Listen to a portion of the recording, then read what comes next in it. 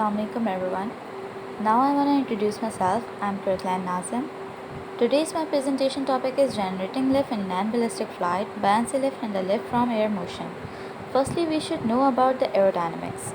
Aerodynamics is a branch of dynamics that deals with the study of motion of air. Aerodynamics में हम तमाम forces को study करते हैं जिसकी वजह से कोई ऑब्जेक्ट मोशन कर रहा हो through out the air and we also discuss the quality of an object that affect how easily it is able to move through the air. Now, if I will talk about a historical perspective, so we know that aeroplanes human की one of the advance creation है. इसकी वजह से हम million के suffers को कुछ ही घंटों में कवर कर सकते हैं. बट जैसा कि हमें पता है कि ह्यूमंस के लिए ये हमेशा से ही पॉसिबल नहीं था. तो ये कैसे पॉसिबल हो पाया, ये जानने के लिए हमें हिस्ट्री में थोड़ा सा पीछे जाना होगा. इंटर 19th सेंचुरी, ये वो वक्त था जब ह्यूमंस आसमानों में उड़ने की डिटर्मिनेशन की वजह से बहुत से न्यू मशीन्स टेस्ट किए जा रहे थे. बट हर डिज़ाइन में कोई ना कोई कमी रह जाती. फाइनली एक अटैम्प्ट सक्सेस हुआ और जैसा कि आप सब जानते हैं कि ये टेस्ट किया था राइट ब्रदर्स ने. उनका एयरक्राफ्ट मॉड्यूल सक्सेस था because of an interesting phenomena in physics, the airfoil technology. तो हम इसके बारे में डिटेल में डिस्कस करेंगे, बट इससे पहले हमें ये जानना होगा कि एरोप्लेन्स के फ्लाई होने के लिए कौन से फैक्टर्स कंट्रीब्यूट करते हैं. सो बेसिकली इसके लिए दो फैक्टर्स रिस्पॉन्सिबल होते हैं. The first one take off और दूसरा उसकी नेट फोर्स को ज़ीरो मेंटेन रखना. राइट ब्रदर्स के पास इसका जवाब था. इन्होंने ऐसे विंग्स बनाए यूजिंग द एयरफॉयल टेक्नोलॉजी जो यूज़ करता है Newton's third law of motion aircraft को बैलेंस करने में. सबसे इम्पॉर्टेंट चीज़ एक एयरक्राफ्ट के लिए होती है उसके विंग्स. उसके विंग्स ही होते हैं जो उसे ड्यूरिंग टेक ऑफ, बैलेंसिंग और लैंडिंग में हेल्प करते हैं. एयरफॉयल टेक्नोलॉजी में राइट ब्रदर्स ने कर्व शेप के विंग्स बनाए थे. इस विंग्स के कर्वेचर की वजह से बहुत ही इंटरेस्टिंग एडवांटेजेस मिलते हैं एयरक्राफ्ट को during take off and flight. Curve shape के विंग्स एयर मॉलिक्यूल्स को डिफ्लेक्ट करते हैं downward. This is because of Newton's third law of motion. Every action has an equal and opposite reaction. So wings के downward force on air molecules देता है एक upward lift aircraft को. ये lift counter करता है ग्रेविटी के downward force को और एयरक्राफ्ट में ज़ीरो नेट फोर्स मेंटेन रखता है.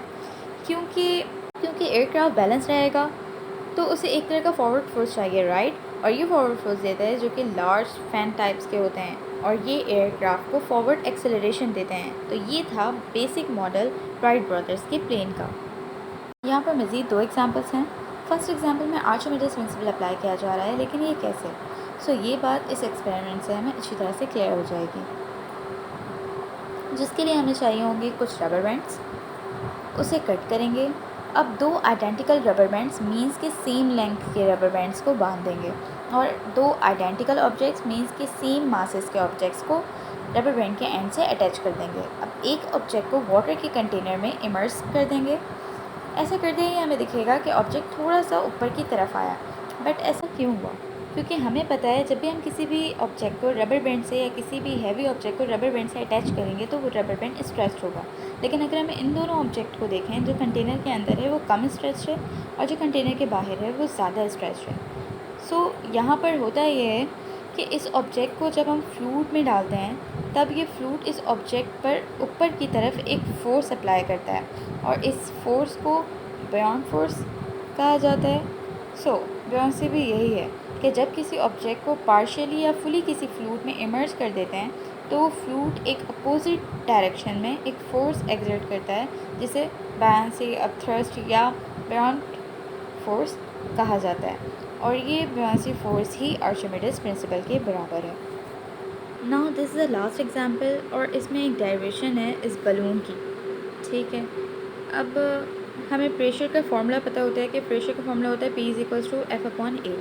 अब यहाँ से हम फोर्स को अलग कर लेंगे तो फोर्स आ जाएगा F = P × A, मतलब प्रेशर एंड एरिया ये दोनों प्रोडक्ट के फॉर्म में आ जाएंगे. यहाँ पर एरिया की जो वैल्यू है इज़ πd²/4 और एरिया इस बलून का एरिया है. यहाँ पर D बलून का डाया है एंड P0 आउटसाइड प्रेशर जो लग रहा है यहाँ पर ये वो है. बलून के अंदर हीलियम गैस है और बलून के बाहर भी एक प्रेशर है outside pressure that is air. इस बलून पे दो फोर्स एक्ट कर रहे हैं, एक फोर्स बॉटम पर और एक फोर्स टॉप पर. सो अब हम नेट फोर्स निकाल लेंगे. As we know that W is equals to mg, जो वेट है वो बराबर होता है मास मल्टीप्लाई बाई ग्रेविटी के। अब यहाँ पर मास बराबर हो जाएगा raw multiply by area multiply by volume. इसे हम पुट कर देंगे वेट के फॉर्मूले में। अब यहाँ पर W is equals to rho multiply by V multiply by G के बराबर हो जाएगा। हमारे पास वॉल्यूम होता है लेंथ मल्टीप्लाई बाय एरिया। यहाँ पर लेंथ d है और area pi d square upon 4। इस तरह से वेट ऑफ गैस आ जाएगा। और यहाँ मास ऑफ पे लोड से मुराद है पैसेंजर का वेट या पायलट etc। अब हमें ये बताना है कि टोटल फोर्स कौन कौन से लग रहे हैं y डायरेक्शन के अंदर। To find the static equilibrium state of the balloon we sum the forces. ये तमाम चीज़ें हम फर्स्ट ईयर में भी पढ़ कर आए हैं। पर पे लोड ऑफ मास भी डाउनवर्ड एक्ट कर रहा है, वेट ऑफ गैस भी डाउनवर्ड एक्ट कर रहा है। एंड में हमारे पास इनलेट और आउटलेट का डिफरेंस आ जाएगा। अब तमाम चीज़ें डिफरेंस पे ही डिपेंड करती हैं। अब ये डिफरेंस जितना ज़्यादा होगा ये उतना ही ज़्यादा ऊपर जाएगा।